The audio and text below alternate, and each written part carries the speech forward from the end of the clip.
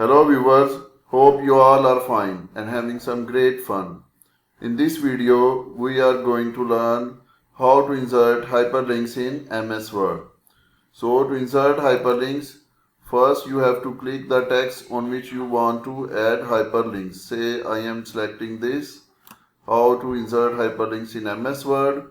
After selecting the text, go in Insert tab and here you can see hyperlink. Click on it and this window will open. So here text to display. It means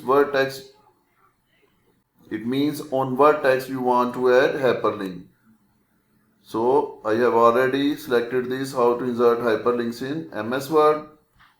Then write address here. Say for instance I want to add www.msword.com.